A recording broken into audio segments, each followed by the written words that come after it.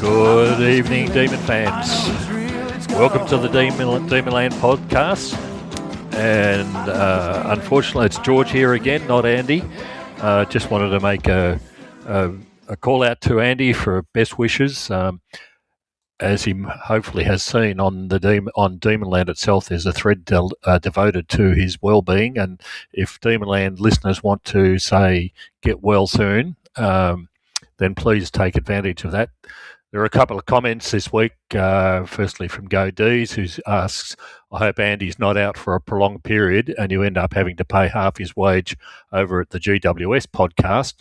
Anyhow, I hope he gets well soon. Well, unfortunately, Go D's, our pay salaries here are very low, so half his wage is still zero, even if he goes across to the GWS podcast. Andy Saint says, sorry about Andy, get well soon. And a message from Whispering Jack for those who haven't seen it. Jack's Andy's father. He said, Andy has had his surgery and all went well. Of course, our players' performance in both the AFL and AFLW have kept him buoyed and helped him get through. He also appreciates all of your good wishes. Now for some rehab and a big final series. So, Andy, from all of us here at Demonland, get well soon, son. We hope to see you back. So joining me tonight to review the past week and the future final game of the season against the Bulldogs before the final series, which we're now well and truly locked into, is Ben Man. Welcome, Ben Man. G'day, George. G'day, Andy. If you're listening, good evening, and g'day to all of the Demonland Massive. Andy has seen those messages. He left a message a little while ago. He was most appreciative about those messages, which was great. Get well, big fella, and he's extended 4 to 6 weeks. That's what happens when you load up over a bye period. If you don't get your high performance program right, re-injure yourself. You have to go, you go in for a cleanup or whatever, and hopefully he'll come back firing and fit. And he's I don't know. There seems to be a correlation between him not being on the podcast, George, and us winning big games of football. So I wasn't going to mention that, Ben Lane, but he did take a little break during the season, and exactly the same thing happened. But still, we do want him back because I don't think I'm anywhere near as good a presenter as what Andy is. So get well and get back soon. Don't sell yourself short, George. You've done an excellent job. But, it will be good to have the boss back on board and emceeing. And also, I think the rumours of him, having a really perhaps this is as simple as that, is having a massive, massive attack of MC, MF, CSSS is like, it's just all too much for him. It's all too much could go wrong. Like he could, I think it was when I asked him to do the ladder predictor, it all started sort of fusing in his brain after that point about, geez, we could go all the way here. And as soon as he thought that, it just swelled up like a balloon. The MF says CSSS. So he'll be back on board soon. Great to hear that Whispering Jack said that it went well. Rest up, buddy, and we will see you sooner rather than later, hopefully. Indeed.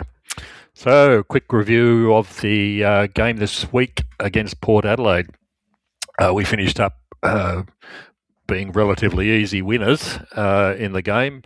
Unfortunately, there's one major loss to us out of the game, and that's JVR, who has been charged with striking Aliir. That's an interesting concept in itself, according to some of the legal eagles on Demonland, who think that will actually create an opportunity for a successful appeal. But the appeal is for tomorrow night or the Tuesday night, so we'll all keep our fingers crossed about that. But at the moment, he's looking at 3 weeks. So we've got some questions from the listeners about the consequences of that if that is unsuccessful, if the appeal is unsuccessful, and we'll talk about that a little bit later. But let's talk about the game. Ben Man, what did you like? To be honest, it's a little bit hard to, it was sort of a come down a little bit from the previous week. It was such an amazing game, amazing performance against Freo. I thought it was a fantastic performance by the D's, and I'll get into it in the stats in a second in terms of what I thought the keys for winning. But the short spoiler alert, they absolutely sort of did what they needed to do right from the get-go. Super impressive win. I thought it was like I wasn't nervous about this game in the same way as I was about the Suns, for instance. I think I said that last week on the podcast. And it's set up for one of those classic games that you see all the time where one team's got nothing to play for and another team does. I mean, I talked about that last week and also on the preview podcast, how sort of common that is. There were a couple of exceptions to that, or I guess exceptions to prove the rule. That Roos, for instance, the Roos game, the Cats game, was an awesome game of footy, and that was very much a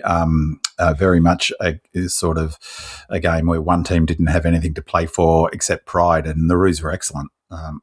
Yeah, that was the exception to prove the rule, the Roos performance. But generally, at this end of the season, the sort of way Port played and that lack of physicality and the sort of effort, although, I mean, their pressure wasn't too bad, but, it played out like, you'd hope it would, as a good team with everything to play for goes up against a team that's just sort of hoping for the summer break or for the off season, and that's how it played out. But the real positive thing about that, George, was I don't know how it felt.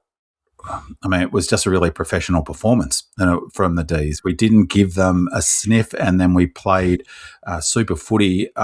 In my preview, I thought that the way we'd play it is exactly how it panned out. However, what I got wrong was I thought we would sort of get a match-winning lead, 4, 5, 6 goal match-winning lead, and sort of play control for pretty much the second half, but we didn't. We kept on running through the line, and we were swarming and really outnumbering them at contests. And it didn't feel like we really took the foot off the accelerator at all, which, it struck me as also a team full of energy players. That's the other benefit you get at this time of year when you know that your final's bound, particularly where you've got potentially you're a real contender, is you've got a bunch of players who are desperate to stay in the side, desperate to put their best foot forward, best to stave off a threat like Viney coming back into the side, it becomes like a virtuous cycle of effort and intensity, and it just was. I thought a terrific performance. It was our highest score of the year, 135 points, which surprised me. I'll get into it. Some of the statistics were quite strange, but yeah, two different teams at two different sort of ends of their season, and I was thrilled with the performance, and look forward to watching the second half of the replay. I've watched the first half and didn't have time to watch the second half. What about you? What are your thoughts? Yeah, I thought that's exactly the way I was feeling about it. It was a clinical performance. We really didn't take the foot off the accelerator, which would have hopefully helped Andy's MFCSS, because this would have been the sort of game that we would have lost in the past, according to his theories. But there was absolutely no chance whatsoever in this game. So it was interesting. That break a couple of weeks ago, post-bye, that we've had, then the 9-day break, I think, completely reinvigorated the whole team. They're just running across the background so much better. And as you mentioned, with the finals looming, everybody wants to show their best, to be able to be a contender in the finals, individually, but also as a team. So what was also interesting is I think King got to mention rest both Max and Cozzy for at least the last 10 minutes in the last quarter. Yeah. So that's good. So that was, it's preserving those bodies, those very important bodies, for the end of the season. It's still a long and demanding year for all of those players, even our best ones. So that was another positive for us. So I think that was fantastic. Them losing Alir was certainly pretty catastrophic in terms of their defence, because totally. It just opened the floodgates effectively. He's such a great interceptor and such a great reader of the play.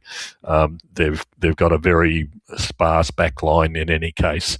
They lost Radaglia earlier on in the year, and there's someone else I can't remember off the top of my head, but yeah, it's pretty slim down there. And when they lose him, it just opened up completely, and that's exactly what we took full advantage of, which is what good teams do. They just don't take their foot off; they just keep on going. So you can't afford to give any other team an even break in finals. You're in finals because you are a good team. So it was a good lesson for us all. I think you nail on the head there, George. That's what good teams do. That's what it looked like. It felt like if you were if you're an objective observer, and sort of that's been the response to it, to be honest, from the footy media as well. They did what they needed to do, and they're an impressive side. We know that, and they there was no real big jumping up and down about the fact that it was our highest score. In fact, I don't think I even read a single post on Demonland to sort of highlight the fact that it was our highest score of the season. For a high-scoring team to score our highest score in round 23 is, that's trending in the right direction. And it's got, I don't know about you, but there's a funny sort of dynamic that with the Goodwin era, everyone talks about the contest and defence and all of that, which I get totally. But it's easy to forget, particularly if you're not a Melbourne fan, it's easy to forget, is in 21, when we won the flag, as we approached the finals and then into the finals, like we were smashing teams. Like we weren't a low-scoring team. I think from memory, I did the math and we talked about it on the podcast, but I think from memory, our last 6 or 7 games, including our 3 finals, our 4 finals, 3 finals, was our average score was above 100, whereas it had been sort of around the 85 for most of that season. It was really in 22 and 23 where we became ultra defensive and teams couldn't penetrate it. But we were super sort of up and about and swarming, and that's what it feels like a bit at the moment. We're coming good at the right time of the season. We're increasing our output, and we're swarming. We're swarming in the way that we did in 21, where you looked up and there were 4 or 5 players at the drop of the ball, or the contest, or a ball was in dispute. That's how it looked in 21 at the end of the season. That's how it's looking at the moment. And I think, make another good point, George, is the silver lining potentially of us having such a late bye is maybe we're reaping the benefit of that now. We got there and, exactly the freshness. That's how they looked last night. So I had a query, though, about what was you mentioned Maxi. Both you and I thought that they'd bring in Heath and they didn't. Well, yeah. We're wrong again. We're wrong again. So I don't know why you people out there listen to us. We're wrong again. Yeah, on selections, for sure. But you've got to, I would love to be a fly in the wall between the conversations about King and Maxi about. Yeah. But you've got to hand it to him. He's a machine, isn't he, Maxi? Certainly is. The other really good point, from the Demon fans' perspective, is we've got exactly what King promised at the start of the season: exciting football, high scoring. It's a different modus. We'll talk about that. There was a listener question around finals type football later on, but we're high scoring. I think this was the 12th or the 13th time this season we've scored over 100 points. That's great. That's great football to go and watch. Even win or lose, that's great football to watch. So it is great footy to watch. And the other thing I heard last week is that against Freo was the 5th time that we've played in a match where both teams scored more than 100 points, which is some record or other. That's an extraordinary. I think all up last season there were maybe. I might be getting this wrong, but I think I heard someone say there was only 7 games last season where both teams scored over 100 points. And I don't know what the number is this year, but we've played in 5 ourselves. So quite extraordinary from that perspective. And I think I'm right in saying also it's the first time for some time that a team has won. This is last week, the Freo game, when they've been beaten to 100 points and still gone on to win. So, our scoring's been amazing, though. I think that's overplayed a little bit, and we'll get to that with that question about, how it stands up in finals. I think that we've got all of the pressure and guts and hard at itness that we need, and that was the point that I was trying to remember who it was. One of the other coaches talked about Melbourne. I know it was Voss actually in the commentary box in the Freo game said, forget Melbourne's fast, sexy ball movement. They're a team that's as hard at it as any in the competition. And I forget the phrase he used. It sounded like some in-school AFL phrase, but essentially said they're as hard as nails, Melbourne. And so that's it's a pretty formidable combination ability to swarm and force turnovers and win the hard ball and score quickly and move it from the back half. So this was just on Maxi's performance. This was a really unusual game, and there were a lot of statistically unusual events in our games this year, and we play a really different sort of, we have our core thing with the pressure and contest, but we play very differently from week to week. And this is the second week in a row that we've been beaten for clearances and stoppages, and in this game pretty comprehensively. So, and yet won the game. And in this game, I'll talk about it in the stats files, but we won. They beat us for total number of clearances and scores from clearances, yet we smacked them by, how many points did we win by?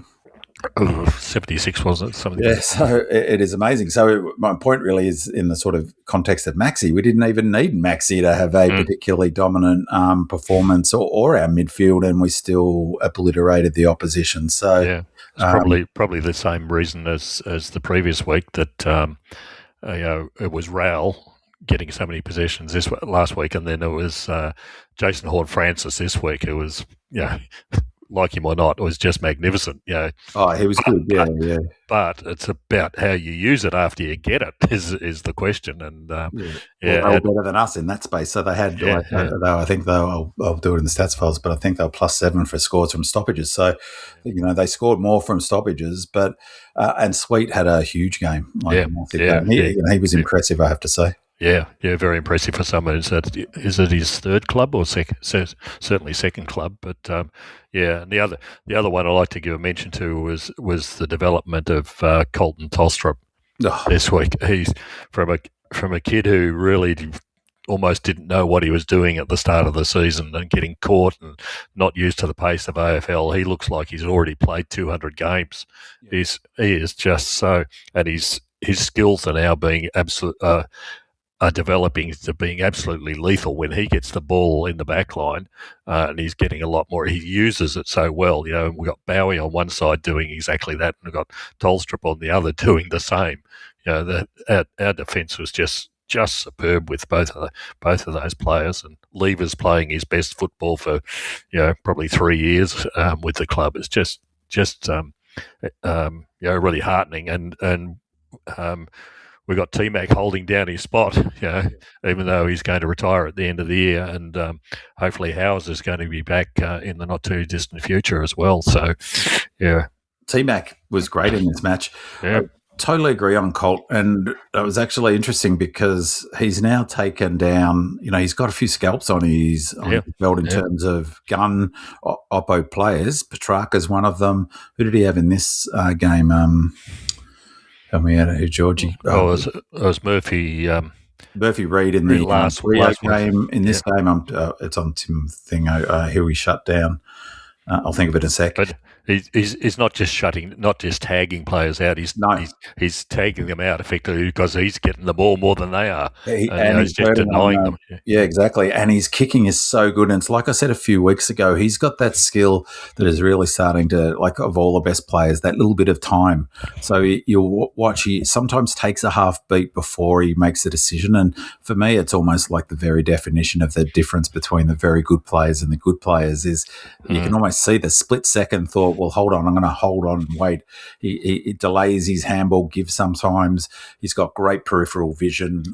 He's been fantastic, and he's super competitive, isn't he? He's up for the fight each week, and I think that it's been, of all of the decisions from King in terms of coaching, I think a huge pat on the back for that one in terms of getting the most out of his skill set because, he obviously thrives with being given a task on the Oppo's, a damaging opposition player, and he's got the discipline to be able to carry out the tasks that he's been given. So, yeah, all credit to all credit to Colt and for King for running with it. But I totally agree, he's been awesome.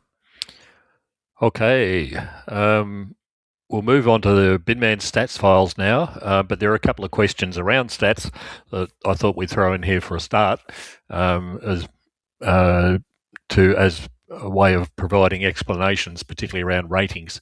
Go Lordy asks, "Hi Binman, I was amazed to see Port Ruckman Sweet was Willow's highest rated player on the field with 27 points. What a score. Meanwhile, Max was our fourth highest rated player on 16.5 points, still elite. Max had more disposals and Sweet had more hit-outs and more to advantage. Do you think the difference in the two ratings was down to the fact that Sweet kicked 2 goals from 2 attempts and Max kicked none from 3 attempts?" Likewise, from Go Lordy, he asks, "Me again. According to Willow's ratings, a game score above 15 points is elite. Strangely, given the result, both teams had 4 players in the 8 who were rated above 15 points. However, of the 10 players who rated between 10 and 15 points, we had 9 and they had 1. Question, do you think this indicates we have a better spread of talent or effort that can cover when stars like Cozzy, Riv, Steele, Langford and Petty have off days?" So, Binman, explanations, and over to you for looking at the rest of the stats from the game. No worries. So maybe in terms of the just sort of Sweet's performance, it was an awesome performance. So in terms of the perhaps it's useful to give it sort of a brief overview of how the ratings are arrived at, the player rating. So the Willow's rating system tracks player, team, and match performance. It's a statistical model built on AFL data sources. So it's very similar in methodology to Champion Data. It's not quite the same because it doesn't have access to the same, but it's very similar, and also for the AFL players rating system. So very similar methodology for that. The core framework is it's a next expected score and equity model. So the underlying player rating metric evaluates player involvement based on changes in expected score or equity. Every action on the field, disposal, turnovers, tackles, intercepts, or score shots changes the probability of a team scoring next versus conceding a score. A player's rating increases when an action moves the ball into a high-value state, for example, executing a kick inside 50 under pressure, and decreases when an action degrades the team's position, example, a turnover in the defensive 50.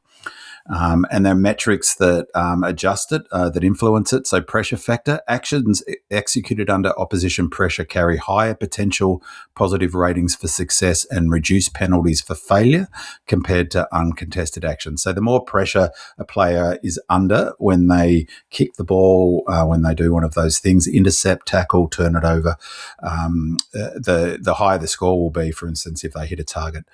And then there's a differentiation between post-clearance and pre-clearance, impact before a stoppage is cleared, contested ball winning ground ball gets, for example, and post-clearance execution, which is uncontested ball movement and ball retention. And then a score is given. A score is given for each of those involvements, which comes up to the ultimate score. And so it's really about what the probability of a next expected score is. So if, for instance, a player kicked the ball out from fullback, the next expected score is very low, and kicks it directly to someone at the top of the 10-metre goal square, they would get pinged. The person turning it over would get lose huge amount of points, and conversely, the player at the top of the square, if they'd won at hardball, would get points for it. So, and then when you get the team level, when I talk about equity points, is that you can aggregate them up, and so each individual, you can slice them up into where they earned them, or aggregate them up into a team. And when I asked this, for a simpler version, every time a player touches the ball, the system calculates whether that move helps their team score next or helps the other team score. Good plays like kicking into the forward line or tackling gain points. Mistakes like giving the ball away lose points. Harder plays done under heavy pressure earn bigger rewards, more points. Adding up all these points, the system gives every player a score to show their impact on the game. And so it really... it really strengthens, it's really about scoreboard impact, which is why it generally favours players who are involved in scoring chains. So if you think about it, just watch a bit of play from a stoppage to a score, or in that bit of play that leads to a score. Think about who was involved in that chain, and think about weighting each of those people's contribution to the chain. So the tap out from Maxi down to Cos, he will get points for that. If it ends up like that sharp goal, it goes out, well, he'll get most of the points because the probability of him kicking that goal from 70 metres against Freo from outside the arc is low. He'll get most of the points for that chain. So it really... it's really about scoreboard impact and its contribution to the game. Or conversely, in a negative sense, turnovers, clangers in that example I used, a defender who kicked it straight, like what's his name, Cox, in where Laurie intercepted him. Laurie would get points because the next expected score was low from that kick, and Cox would have got smashed for that because the next expected score is like very unlikely that a score the opposition was going to score in that zone. So hopefully that sort of explains how the points are arrived at. And so in terms of Sweet, the answer is yes, sure, absolutely. His 2 goals would have been big point scorers for him. And goals are obviously you get player, the scoreboard impact.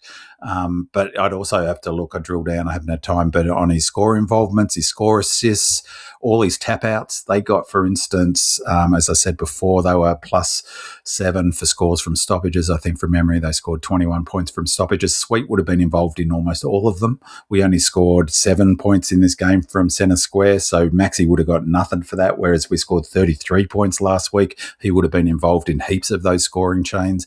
So that's probably the easiest way to think about it. Think of a scoring chain, and then in your own mind, think about all of the players, Melbourne players involved in that scoring chain, and give each one a percentage of 6, for instance. So, who contributed the most in that, and then that's essentially how the scores arrived at. So every single act they do, every single time they're involved, they can accrue points or they can lose points. In terms of the question about the depth, so it was interesting that Go Lordy asked that, because in this game our lowest rated player was Salo. I mentioned last week that that we had our lowest rated player last week, might have even been Salo last week perhaps, but he was still 2. His rating was 2, which is okay, which is not great, but it's okay. In this game he was the lowest rated player, but his rating was 3.9, which is a reasonable game of footy. And we've had plenty of games where the last 2 or 3 players, the lowest rated players, have been in the negative. I haven't looked at Ports, but I'll bet at least 2 or 3 of their players were in the negative, for instance. So that question about the players, how many we had rated above 15 or 10, or we had big depth in that, is because we scored so often and so many players were involved in those scores. So if you look at our scoring chains, heaps of times there's 4, 5, 6 players involved in a scoring chain, 3 or 4, like everything's counted, the pressure, the tackling, the smothers. So not just the player who kicks the goal. We had heaps of players involved in moving the ball from the back half. We, for instance, scored 70 points from our back half. All the defenders would have got points for being involved in those scoring chains. And all the times the defenders intercepted a mark, for instance, that otherwise Port would have had a shot at goal, scored points. So everyone had opportunities to score points in this. As I said, it was the highest scoring game of the season. The way we play, where we get numbers to the contest, means everyone gets points in that model. So that hopefully that explains why so many of our players were on decent points. You could have an example like last week. I didn't raise this last week, but when I was in this game actually, Port. I think I'm right in saying that Port got 85% of their scores from contested marks inside 50. They hardly got any points from general play, which means that in those chains, fewer Port players would have got points because fewer players were involved in the scoring chain. Does that make sense, George? Is that? Yeah, I think that covers it all off. Yeah, at the end of the day, you've got to score to be able to do it. So yeah, it's not surprising that people like Colt probably don't rate as highly as one of the forwards, like a Fritsch, I'd imagine. Yeah, that's exactly right. And it doesn't count things like if you're taking a player away from a contest, you won't get anything. So you get points for 1%ers but it's your interventions in the game.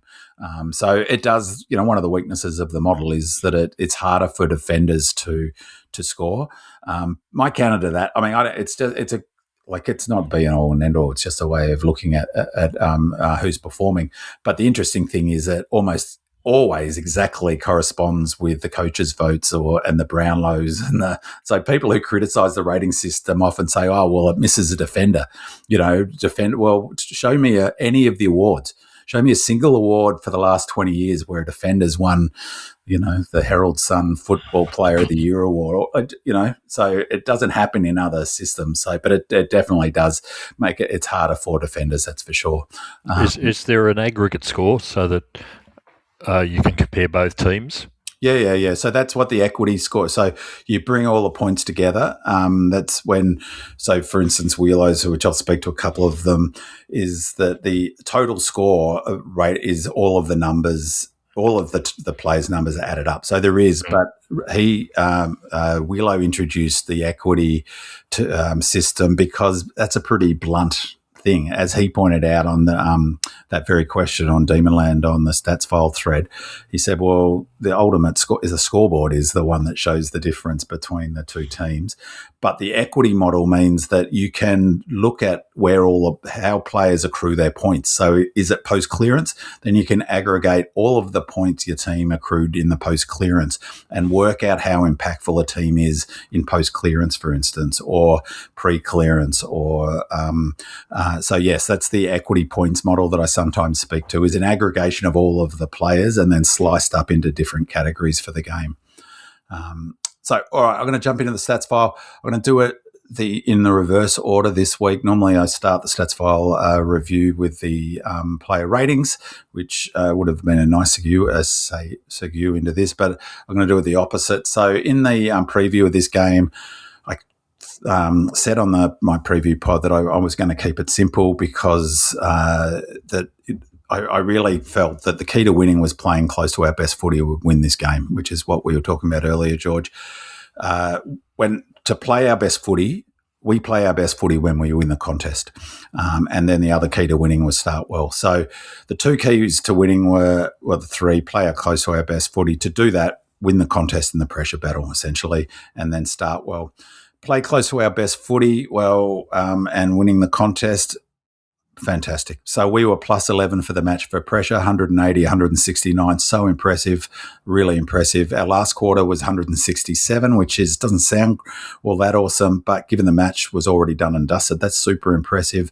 I've said before that pressure of the publicly available data, pressure rating is, I think, the closest that the public has got, because we don't get access to the GPS numbers except for the AFL tracker, in working out where teams are at in terms of their running over the top of the ground and running out games, because you simply can't, if you're knackered, you can't, keep applying pressure. But 167 in the last quarter was good. They were only 157, so we're plus 10.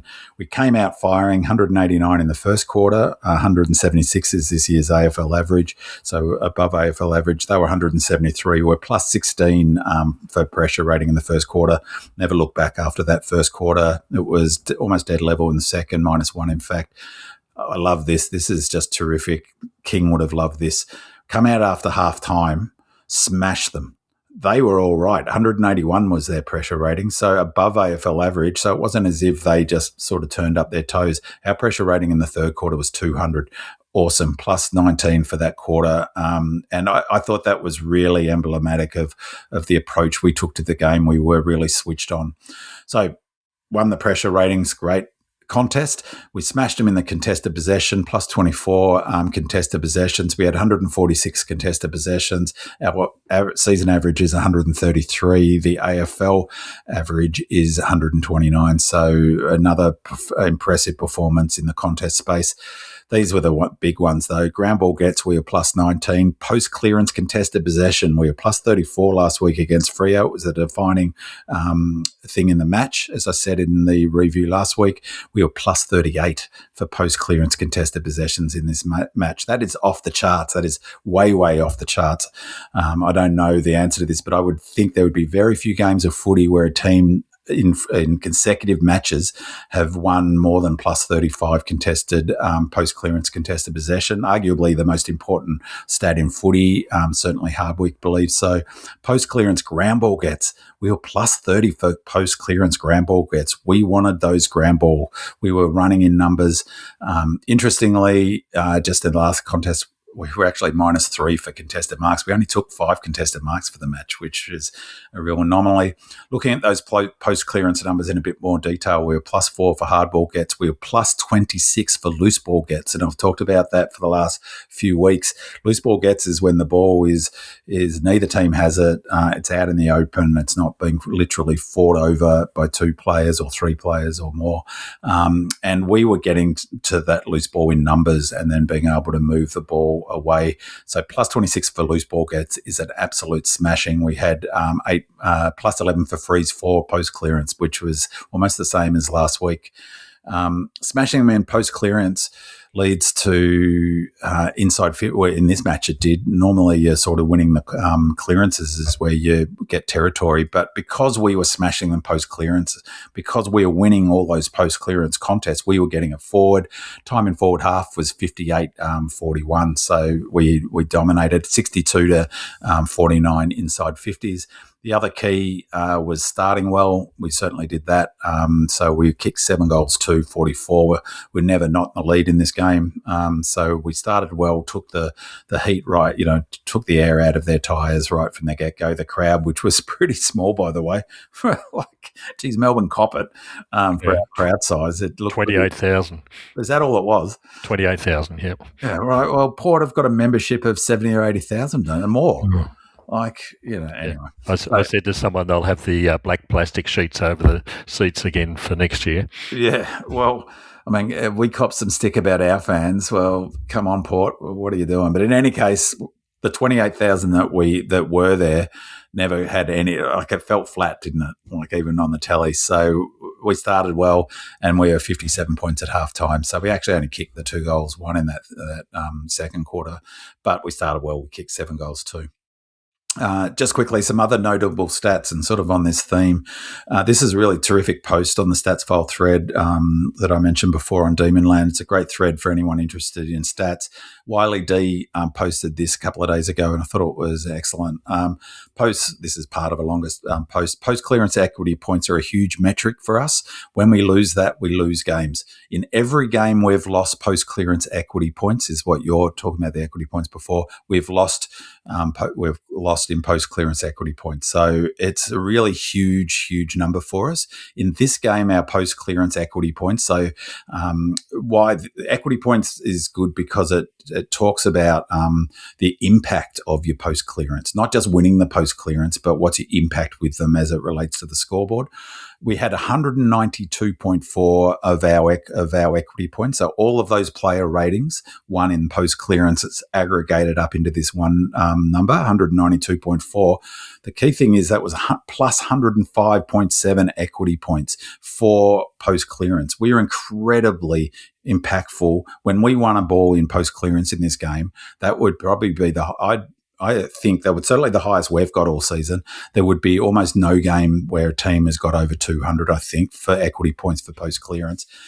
Just by way of contrast, the AFL average is 124 equity points for post-clearance. We got 192. Our season average is 140.6, so we're super strong in this space. It was 52 points above that. Our average last year was 115. Incredible. We're plus 23.2 for ball winning equity points as well, so we really hurt them with the ball.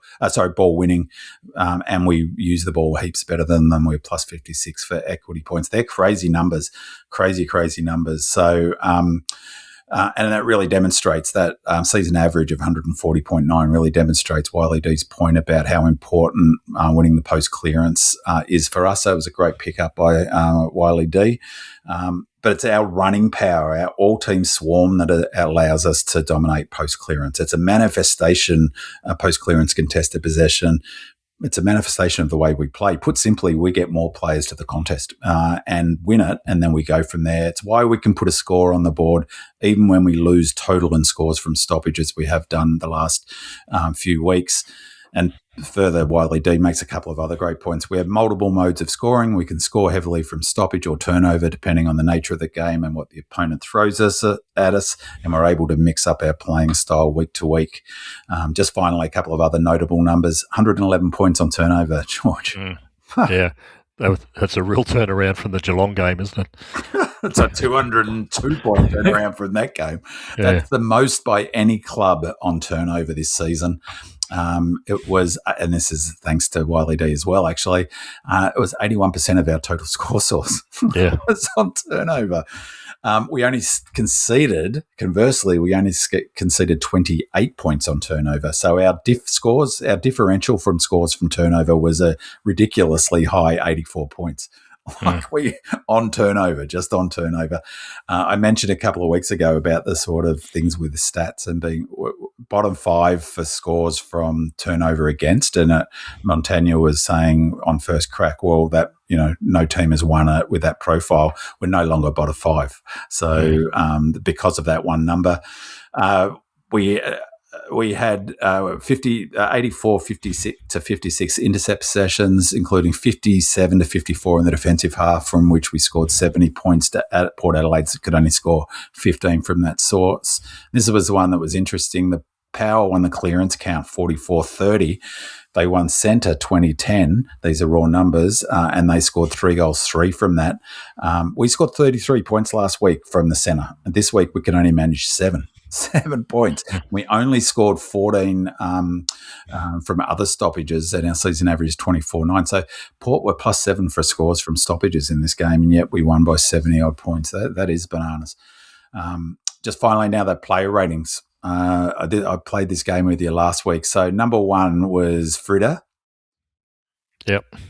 With 20.8. Number 2 was Cade Chandler, 20.2. Number 3? Who do you think number 3 was? It'd have to be Jeffo. He kicked 3 goals. Yeah, bang. Good guess.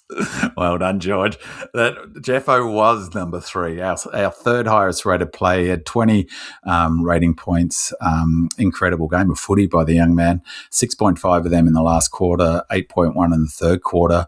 His ball use was extraordinary. So 14.4 of his 20 equity points were how he used the footy. And if you think about them, if you go to all the goals, watch how many goals he's involved in and how often his kicking is just beautiful. Like he's waiting at the ball. So his best game in AFL footy, his game time was 69%. So yeah, awesome game of footy from Jeffo, and a real interesting one because a lot of people, because of the way he plays, he got outmarked a couple of times, and I found myself grimacing. And pushed aside a couple of times again. Yeah, but you know what I like, George? Both times he thumped the ground in anger. I really like that. Like, he does definitely could do with a couple of years in the gym, couldn't he, and build up the upper body. But he's key forward. He's only 21 now, 22. He's got plenty of room to, in horse racing speak, to furnish into a big colt. So, but you cannot. He's got elite kicking skills. So yeah, terrific performance from him. Maxi Gawn, another solid game by him. 16.5, 78% game time. Rounding out top 5 was Jake Bowie. He had 14.7. Down the bottom. Here's one. Good news. Tommy Sparrow, he was our 6th highest rated player, 12.2. It was good that that's been announced that he's re-signed, isn't it? Absolutely fabulous. There was a real concern about that. Unfortunately, it'll mean a real cut down on the amount of conjecture on Demonland, and then to double up, Bailey Humphrey's been taken off the table as well. So there go 2 long-lasting threads. All we need is a decision on Caulfield now. Yeah.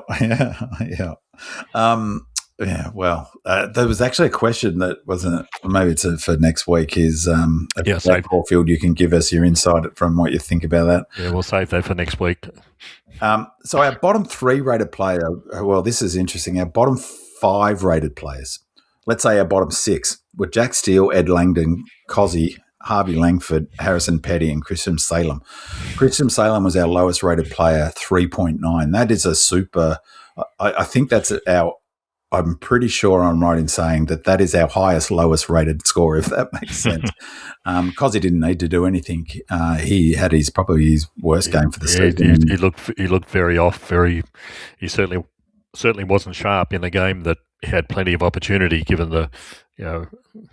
the way the scores finished up, usually he'd be a really serious contributor in all areas. But he really looked quite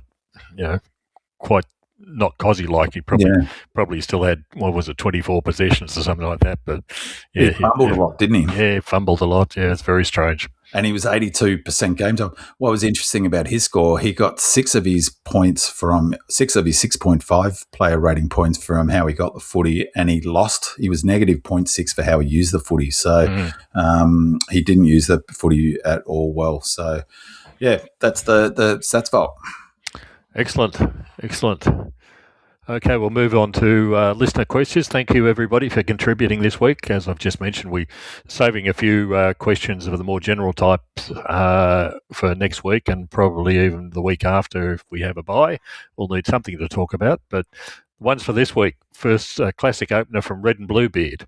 Who were the worst commentators out of Ken Hinkley and Mark Rasciuto? Ben, man, what do you reckon? You're an expert on commentators. Oh, don't get me started, George. Don't get me started. Like fair income. It was like this is the first time I've done this, and I turned off the sound for a while, and then I've tried to watch the replay with the sound off. It was excruciating. It was barely. I wouldn't even use the word commentator. They're like two blokes doing a podcast and prattling on. And I tell you what infuriated me as well is after the Aaliyah incident, which, there's a question about it, so we won't talk about it now. But just that, it was so unprofessional, I feel like, that the response by the commentators to that. You're talking about Hinkley, who's a ex-Port coach, he's been appointed of another AFL coach, and Mark Shudo, who's a director, isn't he, of Adelaide. It is not appropriate for them to be judge and jury and banging on about, he's gone 3 weeks, making these declarative statements that are just bullshit. Like, to be perfectly honest, it is just it was so unprofessional. I couldn't believe it. Like, completely leaving aside the discussion of the wrongdoing by Roo. I don't pay good. I don't watch footy to have two whackers talking about how guilty he is. Nor, the rest of the time is, hold on, wasn't there a commentator involved, like someone to call play-by-play? The play-by-play bloke never even spoke hardly. No. It was unbelievable. I don't know the worst. Hinkley's shocking and Rasciuto's worse. Put it that way. I think at one stage I heard something along the lines when Port were about 50 points down, they kicked a goal and they said, here comes the big Port comeback. I thought, really? Come on, guys. There is no comeback coming in this game. But, yeah, it's a sad indictment. Unfortunately, Fox doesn't spend money on moving people around the country, and you finish up with people like Rasciuto in Adelaide who are permanently attached there, never comment on any other games. And they do similar things when Geelong's down there and you've got Selwood doing commentary or something on the game. It's too biased to the local listeners, so to speak, because I know they will be listening. But yeah, it is really grating to the opposition teams when and their supporters when they've got to listen to such biased commentary. But pity is I can't remember who was actually doing the commentary because the rest of it was just so absolutely galling to listen to. It's so painful, and there's so many things I don't understand. Like, just generally, the broadcast is woeful. Why don't they just have two bloody commentators? One who's a specialist sort of comment, like special comments, one who calls the play. Like, that's it. That's all they need. And they have 4, 5, 6 people. When you look at the list of people who are commentating the game, it's about 5 or 6 people. And half the time, like the special comments people like Rasciuto and Hinkley, they're giving their opinion about something while the game's happening. Yeah. Like, hold on. can you just let them kick this goal or not kick this goal, or before you bang on about something? It's like, it was shocking. It was so painful. And I would pay top dollar if KO, for instance, had the option just to listen to the crowd sound, just to be able to opt out of the commentary, like literally, it would be such a better experience. Yeah, don't make that offer to KO, because they'll probably take you up on it and charge you more for it. Well, that'd be better. It'd be better. It'd be better than having to listen to Ken bloody Hinkley, who's everywhere on the media at the moment. It drives me nuts. And none of them can bloody talk properly. Like, good Lord, where's their elocution? Yeah, we're the best in the business at that. All right, moving on to the next question. We're talking about the loss of JVR. We know now that he's been given 3-week penalty for the hit on Alir, but the club is appealing against that, and that takes place on Tuesday. So we hope that the very worst, it might be reduced, but in any case, it looks like there's going to be some loss. So Godees asks, if Van Rooyen misses 2 or 3 weeks, are we badly weakened, or can we work around his loss? Doug Reamer also makes the comment, also, is there any danger of us going to the final series without losing a key forward? We lost Petty and Milk in 2023, and now we've lost JVR this year. So the loss of JVR, how's that going to affect us going into a final series by the looks of it? What's your thoughts about the actual incident? Yeah, it's very difficult. Unfortunately, the MRO has been many and varied about the way they interpret, and people are already making comparisons between this and other incidents that have occurred. At the very least, you hit someone in the head like that, whether it's accidental or not, you're going to get some time for it, is basically what.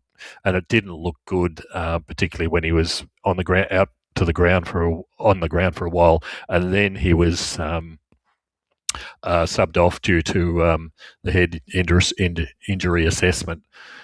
If he hadn't been concussed, I suspect it would have been maybe 1 week. But once they look at the outcome as well, which has always been a bugbear, you shouldn't be looking at the outcome necessarily. It should be looking at the incident itself. It doesn't matter how hard you hit someone or not to determine a penalty. But anyhow, I still suspect at the very best we'll get is some reduction, but we'll wait and see on that one. Yeah, just on the, I think that he should get report. He should get weeks. It was. I'm actually pretty frustrated with Roo. It was unnecessary. Of course, it was accidental, and I don't. But it was silly. Yeah, it was silly. Even if he, you could slow the frame down and all of that, but it was silly. You'd move your arm in that action. There's a chance it's going to happen, and it's frustrating because to answer the question, it's Godee's question, are we badly weakened? We are really badly weakened. There's no other way of dancing around it. I don't, I think we'll win this week. Who knows what happens after that? But yes, the answer to the question of are we badly weakened? We really are. He's our leading goal scorer. Yep. He's been brilliant. He gives Maxi a chop out. He takes their best defender now with each week. He's hugely important for us. So, yes, we'll be badly weakened. And the other thing is that it's interesting. Doug Reamer notes we lost Petty and Milk in 23 and now JVR this year. We also lost JVR for the semi or for the first final right. In 23 as well, wasn't it? And am I right in thinking in 24 he got suspended and he got reported and got off, and we got off on him on appeal? That sort of can't remember. That was on the eve of the finals too. And so it's just look. I don't know about you, but it took the edge off the win in a way. I was really absolutely. Everyone was. So I thought it was impressive for the boys to kick on and win well after that. But I was flat as it took didn't quite take the bubbles out of the champagne, but it was you knew he was going to get weeks. There was no other way to, look at it. And you're right. It's just such a silly act for anybody who's played any sort of high-level sport, even not high-level sport. You can pull the arm away in those instances. If you're going to generally punch the ball, it's a bit of a grey area in football around that because it seems to end up on people's ears a lot more than what you would with others. Yeah. But you can pull out of those things at the very last minute, and he didn't. And it was clumsy, silly, wasn't with malice. But I mean, it would be completely hypocritical for me to suggest otherwise because I think there were a couple of other incidents in that game where the bump, who bumped Windsor? Oh, I can't remember. But Burgoyne, maybe? Someone flushed Windsor. And it wouldn't have been Burgoyne. Burgoyne would have finished in the car park if you tried that. It would have been someone else. Is it Vinci? I forget who it was. And anyway, someone flushed him and he bounced up. But that's what they should almost to your point similar to your point about the impact. That's what they've got to get out of the footy because it was literally 2 centimetres away from knocking him into next week. Yeah. And everyone, oh, wow, what a perfect textbook bump. Just get rid of that bump. It doesn't do anything. Windsor had already got rid of the ball. He'd already released the ball. The ball had gone past the player. That should be a reportable offence because that's how someone gets knocked out cold. So, but Doug Reamer's right. Is we've had a shocking run with losing key forwards. And 23 was that. And Tommy Mack came in, if I recall correctly. Maybe Shacky came in. And we had Petty coming off the back line and playing in the forward line, trying to fill the hole. Yeah, so it's super frustrating. Look, best case scenario, George, they appeal, gets down to 2. And I reckon I'd be run like we stole something if we can get out of Dodge with just 2 weeks, which would mean we win the elimination final and he gets to play the following week. Yeah, agreed. Talking about the opposition, Gone of the Dead asks, the game obviously ended well and we got a good win. However, curious on the thought of the panel about the result being different if they had in most of their team. They had a lot of key outs. It looked like we were quite lethargic and fumbly, and probably this being due to how much effort and intensity we gave last week. My thought is we probably lost if they had their main players in. Thoughts? Couldn't disagree more. I mean, we won by 76 points. Give me a break. Yeah. I mean, come on. No way. Not even in the same bloody car park. We weren't actually. We were a little bit fumbly, but the point before, we 100% weren't lethargic. I was super impressed how switched on we were, as indicated by the pressure rating. I mean, by way of contrast, in the last quarter against Hawthorn in round 17, our pressure rating was 140. We were lethargic in that quarter. You could see it. And, they kicked, 12 unanswered goals or whatever. We weren't lethargic. We were a bit fumbly.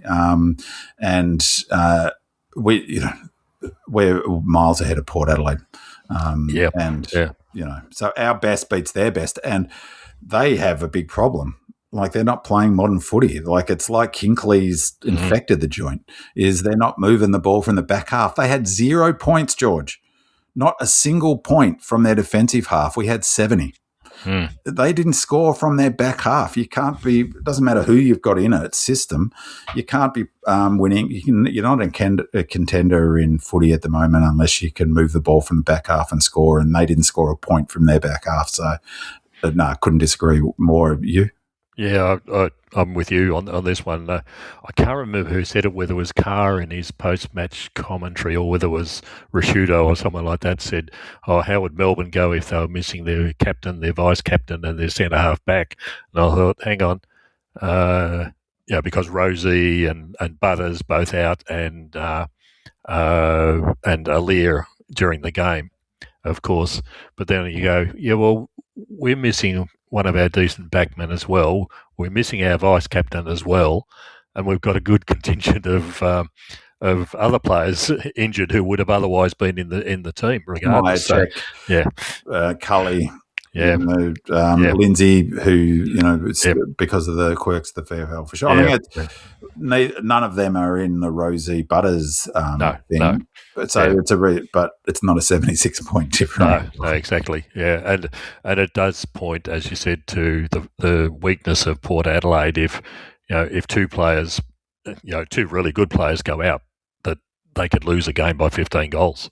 Well, to be fair, they've got like 15, 16 players on their injury list, and about 6 to 7. But when you do look at who those players are, there, I looked at them today. It was Radicalier, and I couldn't think of anyone else who honestly would have been a lot of young players, very few games, but the depth has really gone, and they're going to be absolutely decimated when Butters goes somewhere else next year. Yeah.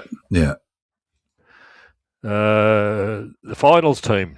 Couple of questions around sort of similar things and about the team that we'll be selecting next week.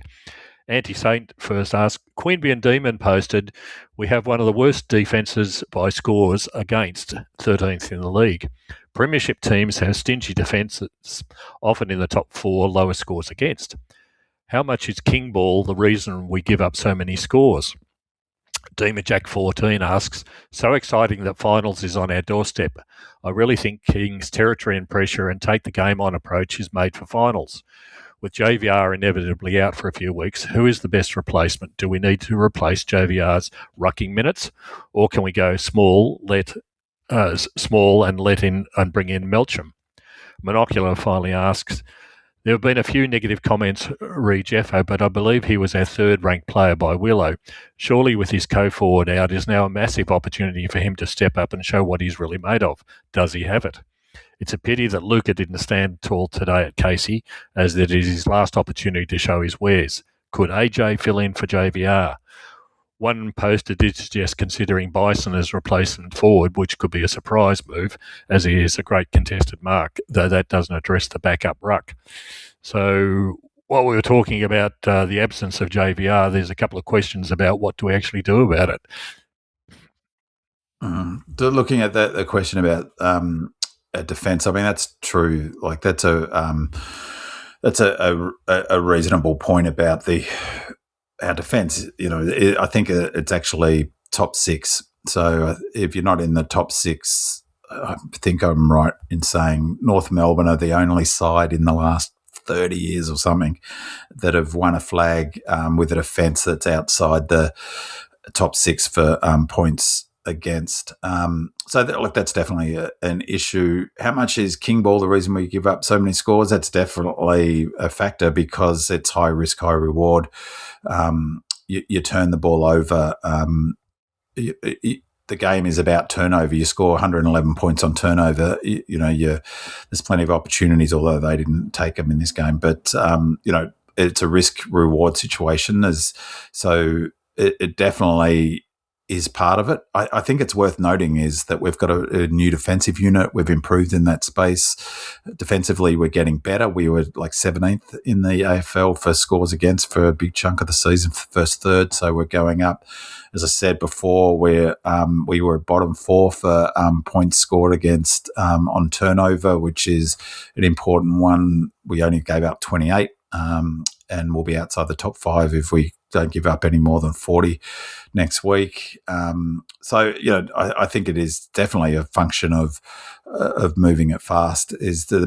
And it takes time for a synergy to build. I think it's also worth noting, we've had a lot of outs this year, George, with our defensive unit. I mean, we've had periods of time where Disco hasn't played, and we missed Bowie early on. That's right. Salo would be out for big chunk. Rivers. Howe now is out. And so in many ways, it would be great for, speaking of injuries, it'd be great if some of the analysts point that out. In terms of I don't know about in terms of Jeffo, but I mean, he's not really the key. He's not like a key forward like Roo. So it is a problem I don't know it's his so much in terms of him stepping up to show what he's really made of. He just had his best game of AFL footy on the weekend, at least from a ratings perspective. So it is a real pity that Luca didn't stand tall. But just on Demon Jack's point, I 100% agree that King's territory and pressure, take the game on approach is 100% made for finals. Come finals, it is all about the contest and pressure. It is all about the, really the hard work. And that's really the core identity of this team. Not the fast ball movement, not the sexy scores from the back half, high handball meters gained, that stuff. It is definitely that high sort of hard at it pressure. It'd be really curious to see what they do.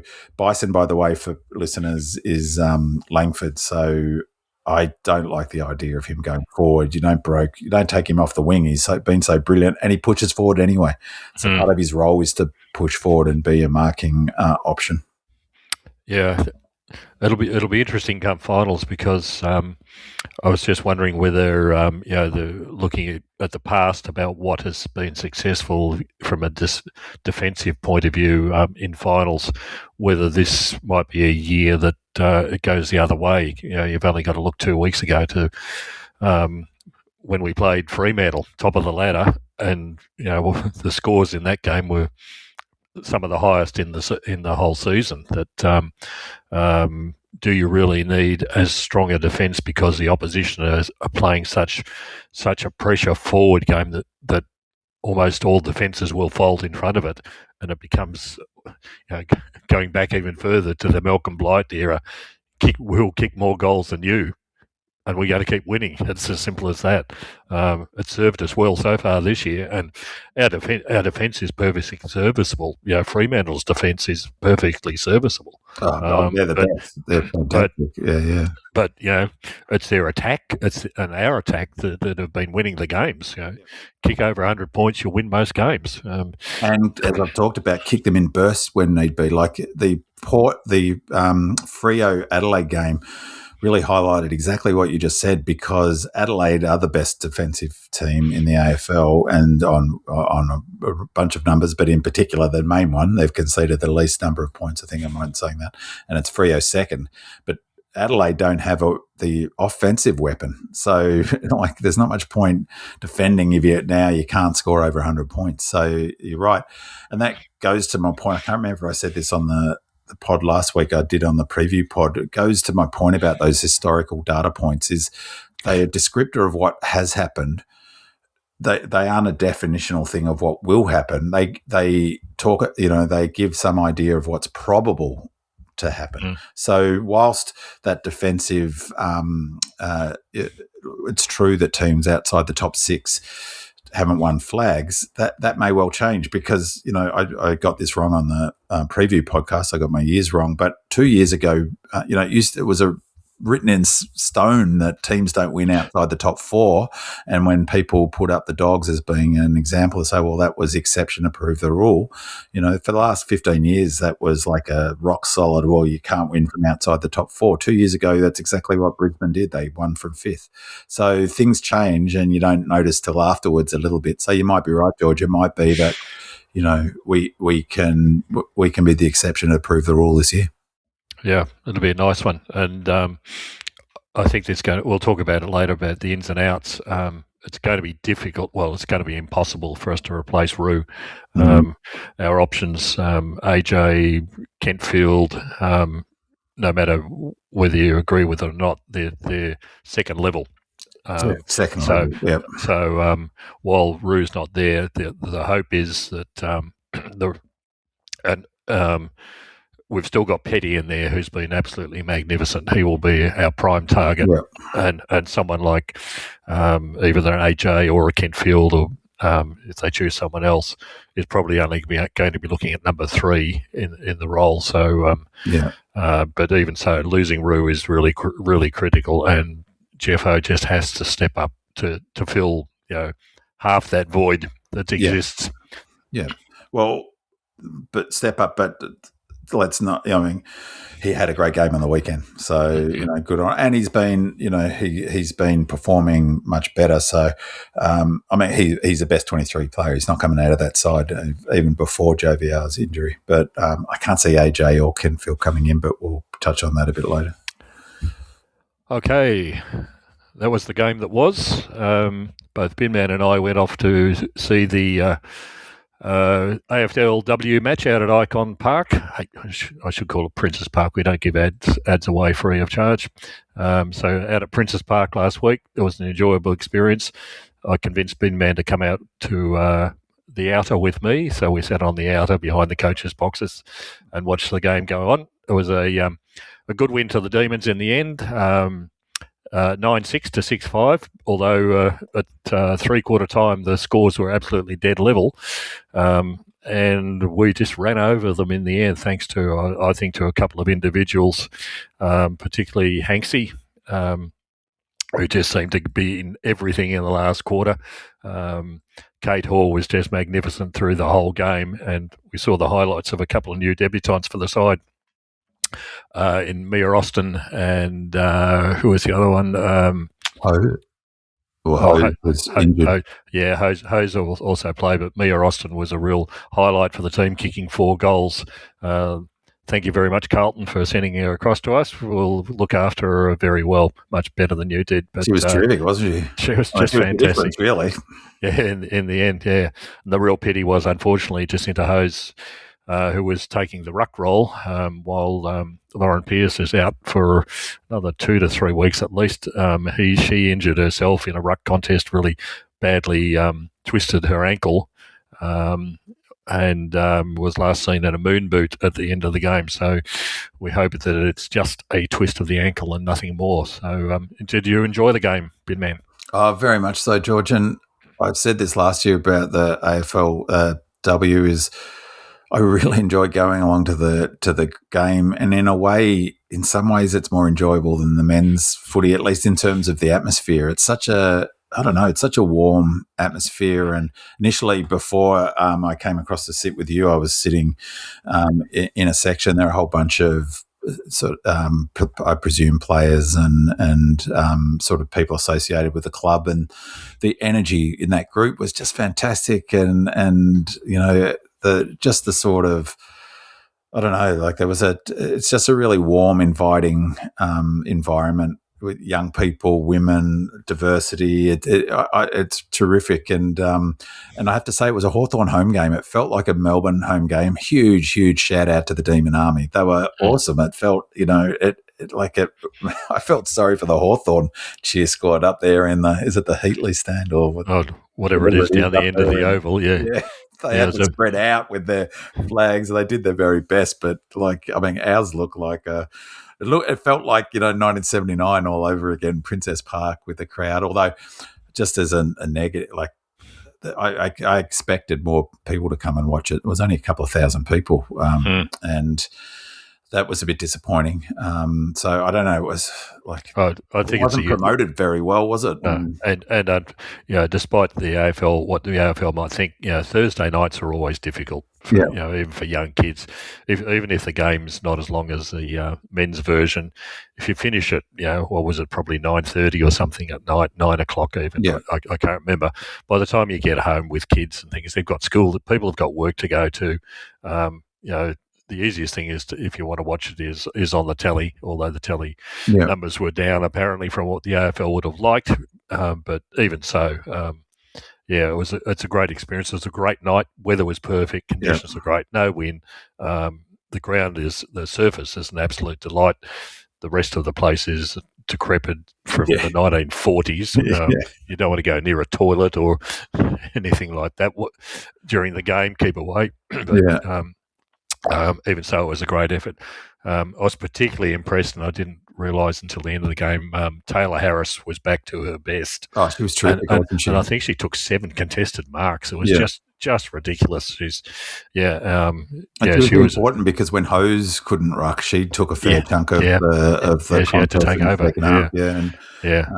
I actually was pleasantly surprised we won, because it felt like Hawthorn got right on top of us in that third quarter, and it was hard to see where it was hard to envision us going up a cog, but we did in that last quarter, and they were killing us in the air. Dupay, it was great to see Westy for them, one of my all-time favourites, but they were really hurting us in the air, and we were struggling, and it felt like we'd sort of, we'd hit a wall of some sort. So Yeah. I was obviously pleasantly surprised that we were able to turn that around, and we really dominated that last quarter. They would have had bugger all inside 50s, I reckon. Yeah. I don't think they. Just quickly, I don't think they. No, they didn't score at all in the last quarter. No, they didn't. Yeah. One of the things, I mean, I've said this last year, so it's repeating myself a fair bit, but geez, Hanks is such a natural footballer, and she's just Hanks and Hoare are the two most natural footballers that I've seen in in our women's team,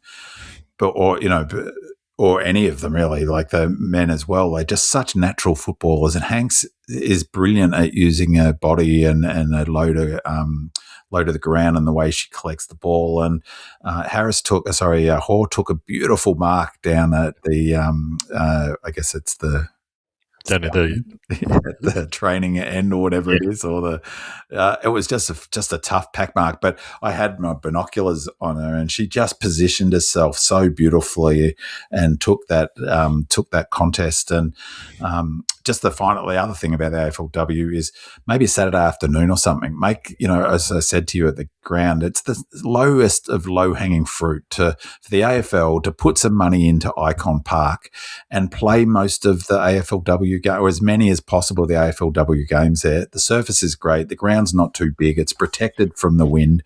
It's in a great location in terms of accessibility. Saturday afternoon, make that AFLW time. Saturday afternoon, get along, make it free for kids. Promote the bloody thing.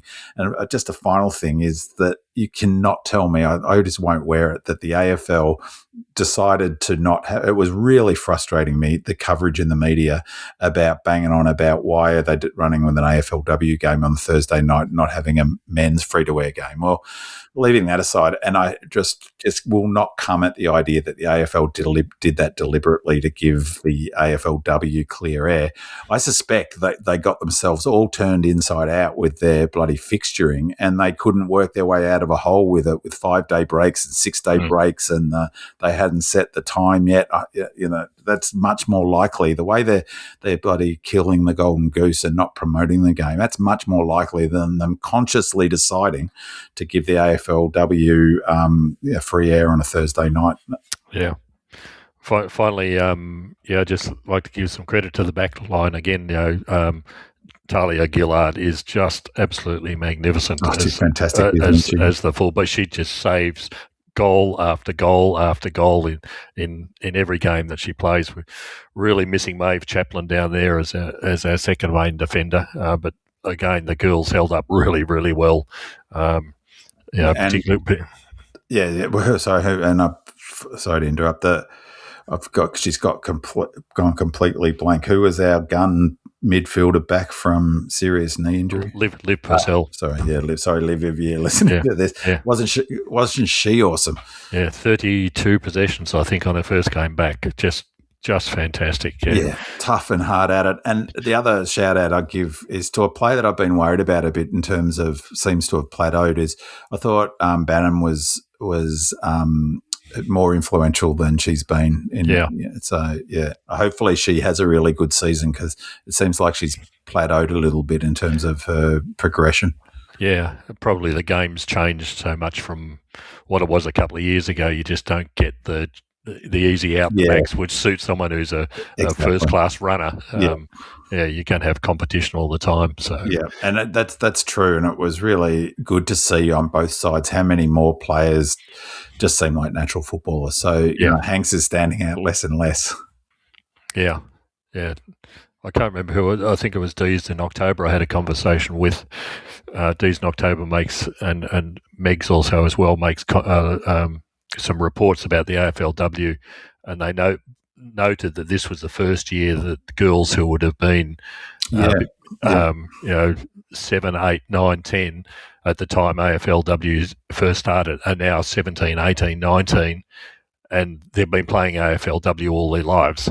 So we're starting to see girls who have played football, as opposed to when it was first started, you used to have ex-netballers, ex-volleyball players, basketballers, and then whatever else could be put onto the field. Now you've got footballers going onto the field, and the standards have gone through the roof. Totally.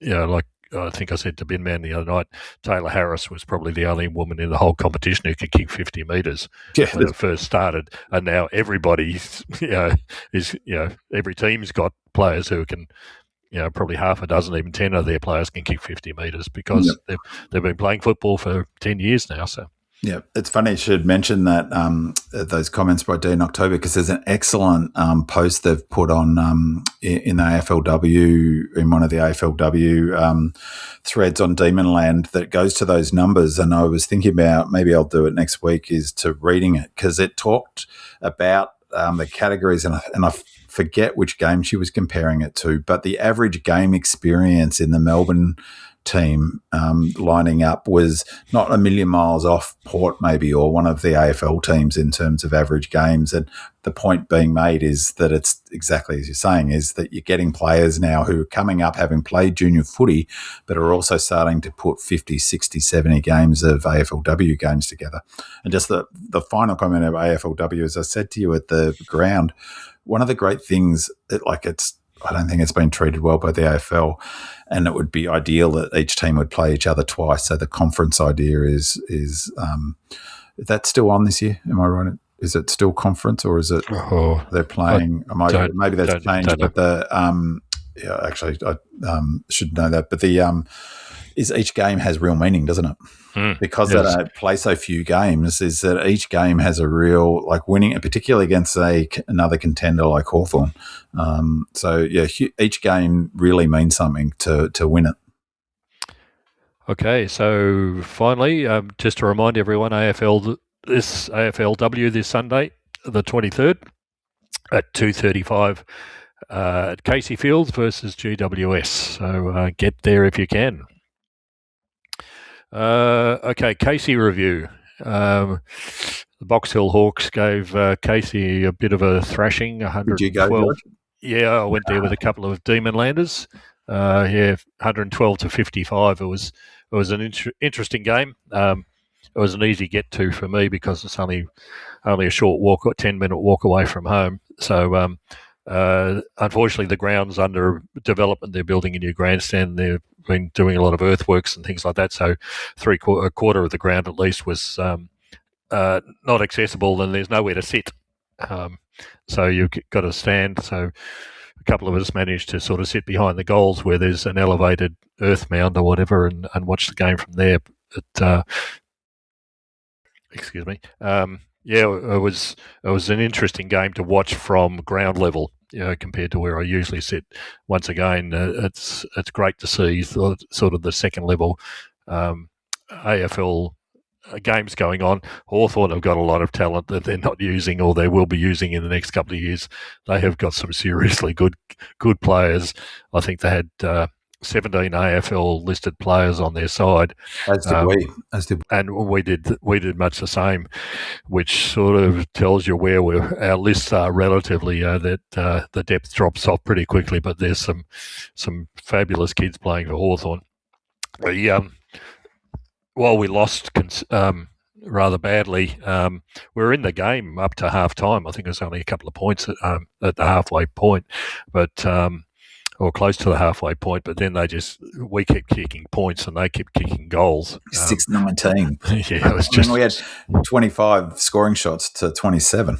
Yeah, exactly. So we had our opportunities, but it was probably the ease at which they kicked the goals because that enabled them to kick goals instead of points. There wasn't a great deal of pressure. They got an awful lot from very close in and things like that, whereas a lot of ours were under extreme pressure or trying to shovel it through or whatever. But the individual players, unfortunately, Kentfield had an absolute opportunity to, we knew that JVR wasn't probably going to be playing next week, and here was the opportunity for him to show something.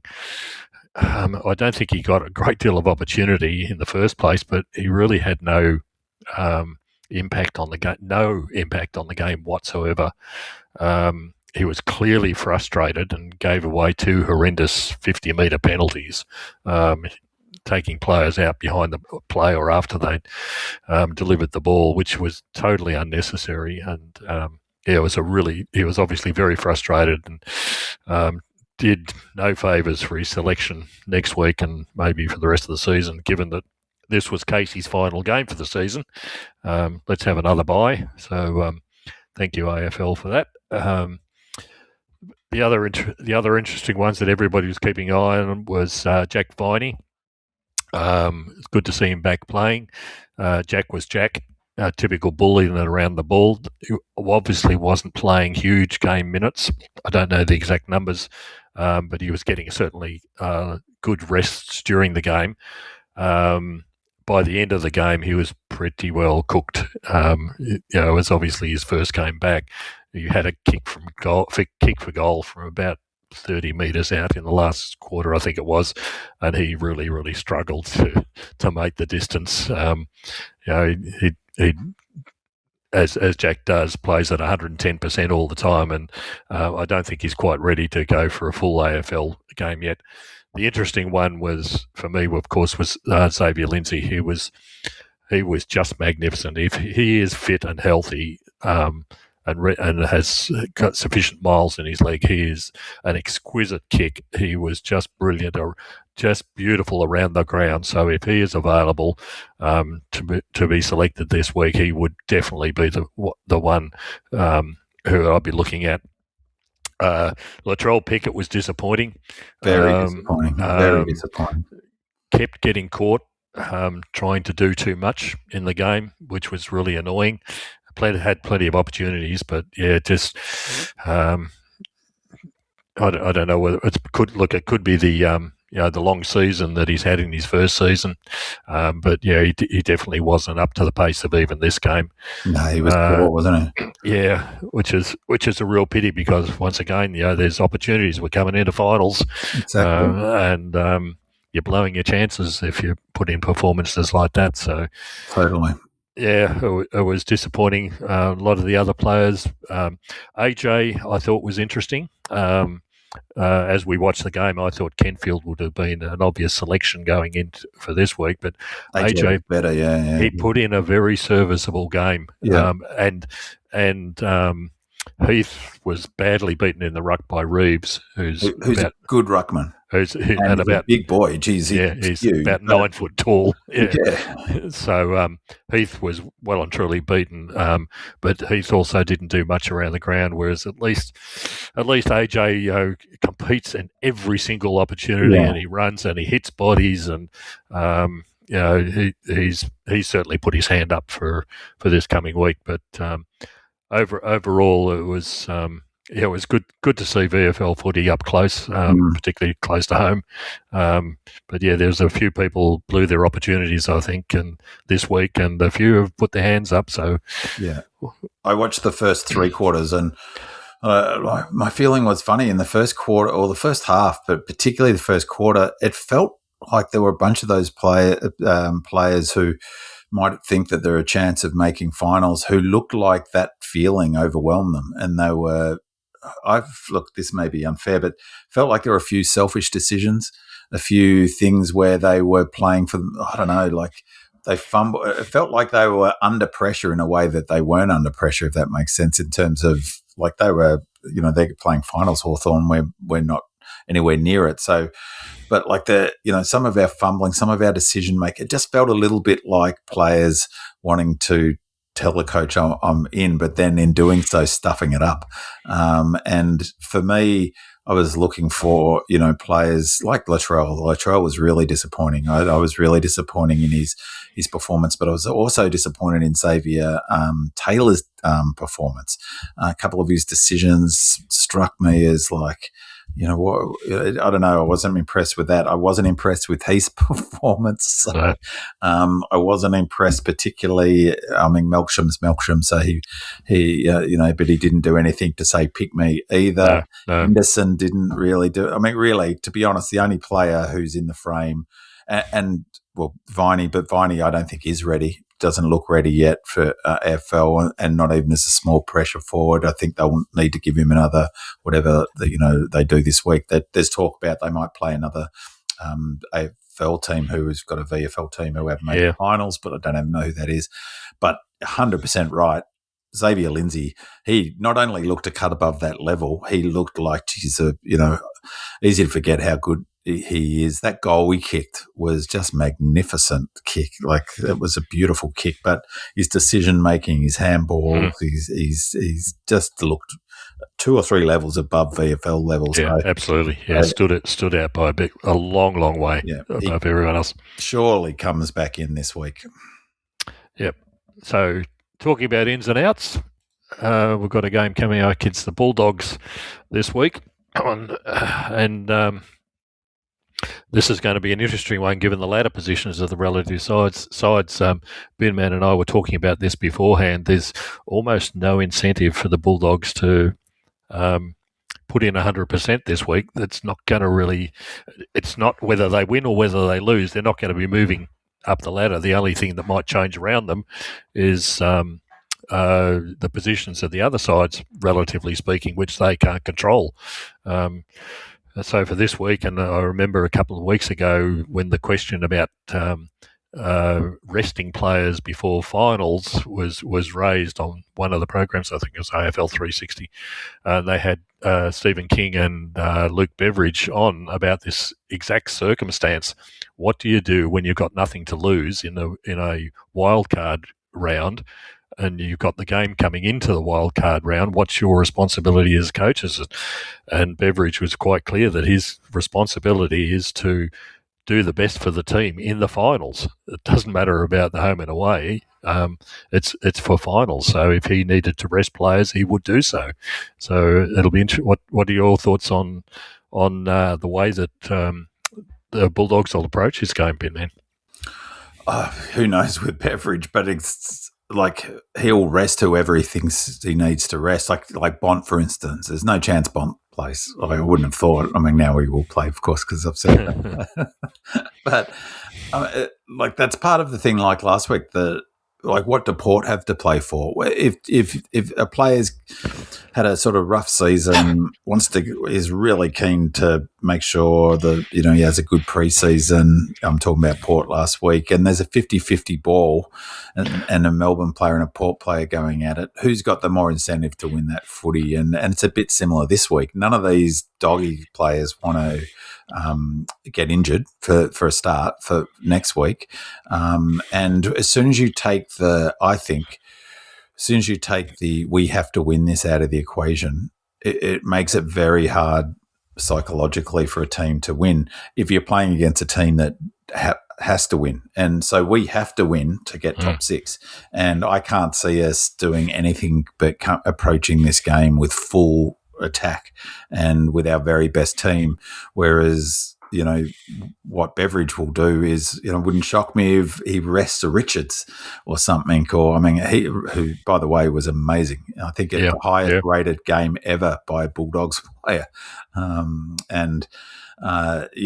So I could see them going crazy on the resting front. So the other thing to consider is they are playing in a wild card round. They get no rest. They go wild card straight in. Yeah, so if they want to break in the final series, totally, this is the break before the finals. They're not going to get a chance to rest players. They really don't want to be playing, effectively 27 games in a row for a lot of their players. So time on ground, they can manipulate anyone with a niggle. It's so laden with irony, isn't it? Because we're in this position because we got this wild card round.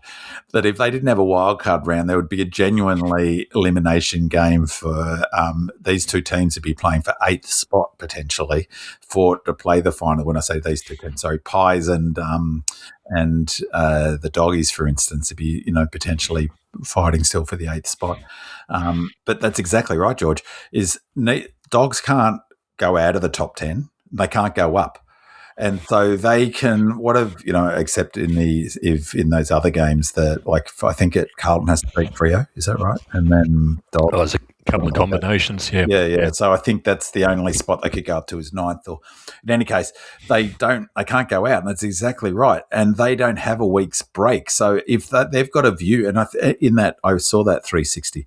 Beveridge was talking about the final, so like the wild card, but then they've got to think about being fresh enough to if they win that game, to play against a team in the elimination final who's had a week's break. So, the Bonts, the Richards, they're key players that, I think before we started, you mentioned this. The other one is Libba. Libba's so fundamental to how they play, and he's had the history of concussions and stuff. You'd surely be tempted to play him, manipulate your time on ground, give some players that otherwise have 85% normally have 60%. And who knows what sort of strategy he will bring to the table as well. He's just as likely to go ultra defensive like he did against Freo 2 weeks back. Who knows what Beveridge will do. So it shapes for a really curious sort of battle, I think. Who do you think will bring in, or do you think we'll make changes? Or obviously, we need. I think the most logical one is AJ. Roo comes out. AJ provides the backup ruck and a forward option for us. So I don't think there's anyone else. And based on Lindsay versus Salem, I think Lindsay's going to provide more for us than Salem does currently. Yeah. So Salo's very slow, only got 50% game time last week. He's obviously still not at full fitness by any stretch. So, binocular in that question about the finals team. Could AJ fill in for JVR? I was thinking initially not, but based on your sort of comments about how he played, I agree. I think that he would bring the contest, wouldn't he? He would bring he'll bring the ball to ground. He'll compete in the air. He can chop out in the ruck, although I don't think he's as good a second ruck option as JVR, obviously. It's worth noting that JVR, for instance, had a pretty average game against Freo, and we still beat the best team in the AFL. Yeah. So it's not it's a big loss, but it's not a sort of crushing loss, I think. Yeah. Particularly if AJ got about it and he took his chances, kicked a couple and smashed into him. And I don't think we need to be putting Petty into the ruck as the backup. No, as well. No. So AJ sort of ticks all the boxes in this particular case. We really don't have any other option at the moment. But it'll be interesting because we've got the week's break. So I actually think assuming we win this game, we'll have the week's break. So Adelaide will certainly be hoping that we lose this game. So so assuming we do win the game, and I think we will, we have got the week's break. I actually think there'll only be one change, and I think it will be Roo out, Xavier Lindsay in, and then I'm not sure what that means for the second ruck, but I do wonder whether there's a chance that they'll put T-Mac forward, and he'll basically play Roo's position, and then I don't know where Lindsay goes into the sort of halfback rotation potentially. I mean, I guess that's part of the thing where you play him. He was halfback early on in the season. They're not going to change. You'd be loath to do major changes down back though. So you're not going to you could do something like push Colt forward, but I think that would be robbing Peter to pay Paul, wouldn't it? So, but I've got a feeling that might be the only change is Xavier Lindsay in. The other option is T-Mac forward. Xavier Lindsay comes in and they just play short down back. But then next week, Howes has got to come back into the team next time we play, not next week, the following week. Yeah. It'll be an interesting one. And just remember that we're completely wrong consistently about all our ins and outs. So we'll have to wait and see. Weather, by the way, looks good. Afternoon, 4 o'clock start. Is that right? Yeah, 4:15, I think start. 0 to 1 millimetre. Yeah, sunny periods. Yeah, so it'll be maybe a mil. So get along to the G. It looks like good conditions. The last time home and away this season, but we'll be playing our elimination final. And George, don't tell me it's going to be bloody Melbourne Collingwood elimination final. I don't know that I can deal with it. Don't get too far ahead of you. 1 week at a time. Yeah, 1 week at a time. That's right. That's a good point. Okay. That's about all from us. We'll just some thanks to all our listeners and the questions you sent in. Thanks to Red and Bluebeard, Anti-Saint, Gorn of the Dead, Go D's, Monocular, Demon Jack 14 and Go Lordy. And thanks for the comments from Doug Reamer, Heath 55, Rhino, El Diablo 14 and Travi 14. We are saving a few questions over for next week, but we'll get to those. And finally, just a final get well to Andy. We hope to see you back here soon. We really, really need you. So that's it for this week. Go D's. Go Red Leggers. It's a grand old flag. It's a high-flying flag. It's an emblem for me and for you. Well, it's the emblem of the team we love, the team of the red and the blue. Well, every heart beats true for the red and the blue as we sing a song for you. Should old acquaintance be forgot? Keep your eye on the red and the blue. Where the team played fine in the year 39. We're the team that no one can lick. And you'll find us there after the final bell with the spirit of 1926. Every heart beats true for the red and the blue as we sing this song to you. Should old acquaintance be forgot? Keep your eye